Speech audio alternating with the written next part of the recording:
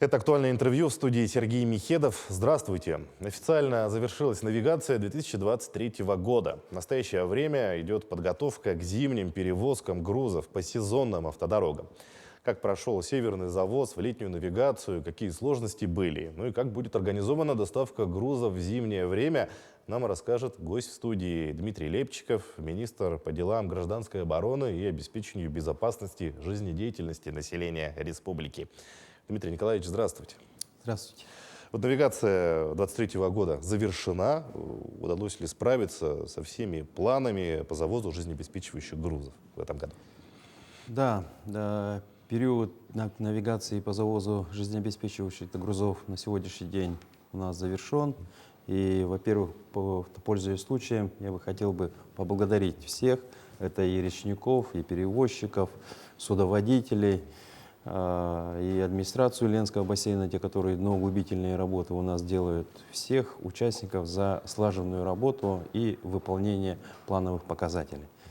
Как мы знаем о том, что в навигацию мы в соответствии с распоряжением правительства республики был утвержден план завоза грузов, а он составлял немало 1 миллион 273 тысячи жизнеобеспечивающих грузов, куда входят и уголь, газоконденсат, нефтепродукты, продовольствие. И данный план был выполнен на 101% или на 1 миллион 287 тысяч тонн.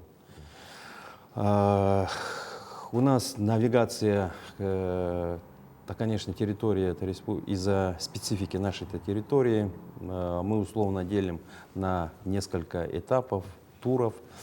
Первый тур навигации мы завозим груза на быстро мелеющие реки. Это и река Амга, река Вилюй.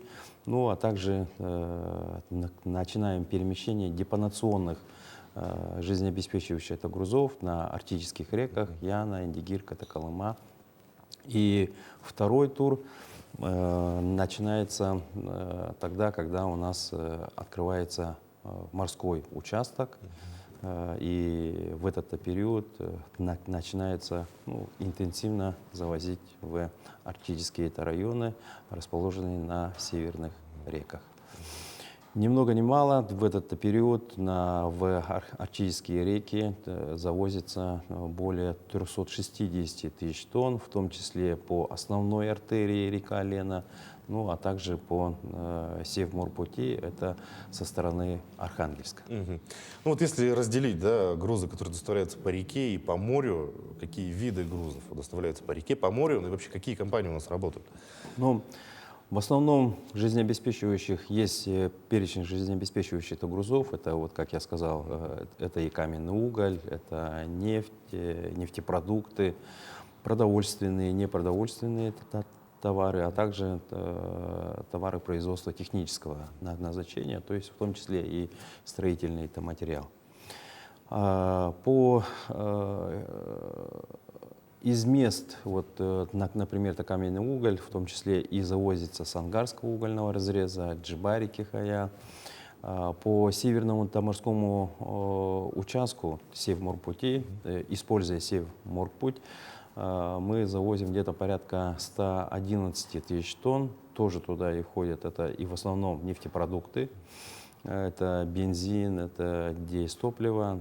Завозит это в основном наша якутская компания Саханефтегазбыт с направлением именно целенаправленно на северные реки для обеспечения арктических районов. И вот при плане чуть более 111 тысяч в этом году фактически был завезен груз в объеме в 116 тысяч тонн, или план был выполнен на 105%. Несмотря на ту ледовую обстановку, та, которая это была по Севморпути, но при этом все груза завезли. Основными перевозчиками у нас являются это Ленское объединенное речное пароходство, мы называем его флагманом наших арктических рек. Также Колымская, это судоходная компания, та, которая осуществляет перевозки на реке Колыма. Это и вывоз угля со стороны Зырянки, Зырянского угольного разреза. Я хочу сказать, что и Зырянский угольный разрез ведется поставка и на Чукотку. Чукотка тоже берет и покупает Зырянский угольный разрез. Также у нас имеет суда СК «Арктика», ну и несколько судов нашей компании «Якутоптовк». Вот если говорить в целом про навигацию этого года, какие были у нее особенности, ну, и, может быть, с какими трудностями пришлось столкнуться? Ну, да, конечно, на разных участках, если в разные годы мы вспоминаем те трудные года, вот когда было обмеление в верховьях рек, верховье реки Лена в свое время было, то в этом году в основном основные вот такие, ну, я бы выделил, это ситуация связанная с обмелением или понижением уровня воды на реке Яна. Был момент, когда было скопление судов на Баровом участке, но несмотря на сгонные ветропонижения уровня воды, нашей правительственной комиссии вместе с коллегами мы приняли дорожную карту, и одним из мероприятий было усиление выполнения мероприятий по дноуглублению на Баровых участках, а также еще и наращивание мелкосидящих судов с других-то участков на реку Яна. Благодаря принятым этим мерам все груза на сегодняшний день в депонационный это участок в районе поселка Нижнеянск, и уголь, и нефтепродукты на Нижнеянскую это нефтебазу все практически это завезли. Также благодаря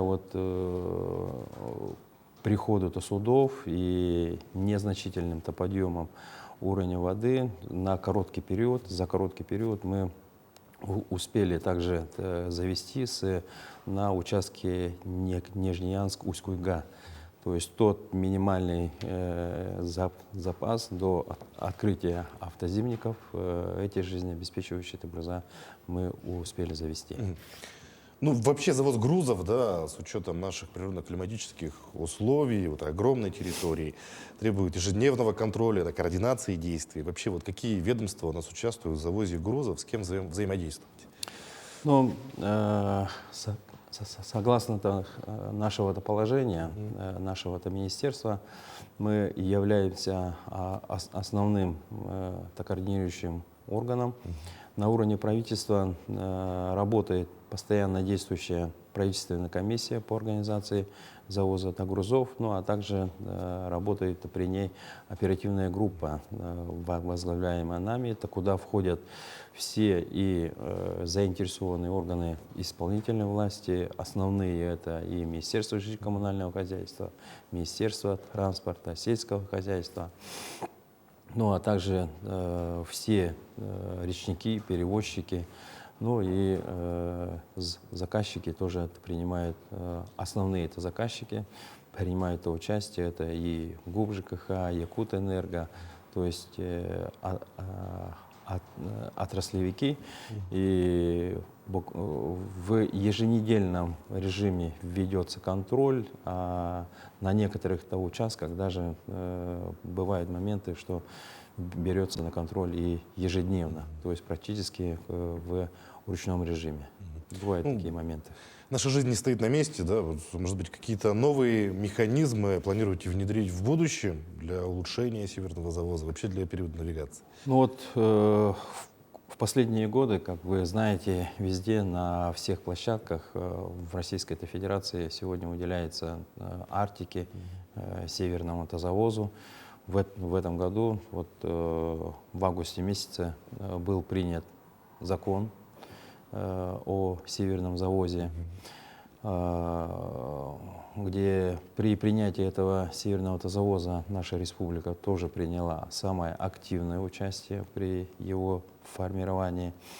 Данный закон предусматривает понятия, как и территории северного завоза, территория с ограниченными сроками завоза грузов и федеральный закон. Считаем, что один из важнейших шагов для открытия или усовершенствования тех новых тех механизмов существующих. Ну, и я думаю, что в ближайшее время мы еще услышим подзаконные и увидим подзаконные акты, предусматривающие новые механизмы организации северного завоза. Но основная цель закона — это надежность, быстрота, ну а также самое важное — это снижение стоимости северного завоза для арктических, в том числе и арктических районов. Ну, навигация завершилась, мы понимаем, что положительно. Впереди у нас идет подготовка уже, наверное, да, сезонных дорог. Какая работа впереди, на каком этапе сейчас находитесь? Ну, да, вот после завершения этой навигации практически сразу начинается подготовка к зимним перевозкам, уточняются объемы. Основными заказчиками сегодня основные это заказчики ЕГУП ЖКХ, энергетики, ну, жилищно-коммунальные хозяйства и энергетики. Сегодня проводят уже активно аукционную кампанию, аукционную конкурсную кампанию. Перевозчиками готовится техника для перевозки. Также вот одно из мероприятий в дорожной карте по завозу жизнеобеспечивающих грузов на реку Яна было предусмотрено по завозу техники, дорожной техники для раннего открытия зимника по реке Яна для Янской группы районов. Думаем, что и эта техника уже завезена в Нижнеянск, и по логистике уже со стороны Нижнеянска, думаем, в ранние сроки наши коллеги-дорожники будут открывать зимник для Янской группы районов. Так же, как и традиционно, сегодня уже ведется, ну, начинается мероприятие по организации трассировки автозимников. Ну и думаем, мы в этом году своевременно автозимники откроем. В среднем где-то ежегодно, каждый год мы перевозим порядка 700 тысяч тонн жизнеобеспечивающих грузов. Ну что ж, Дмитрий Николаевич, планов множество, работы впереди предстоит много. Желаем, конечно же, успешного зимнего периода и доставить все грузы до точек назначения. Спасибо. Я напомню, вы смотрели актуальное интервью. Оставайтесь на нашем канале.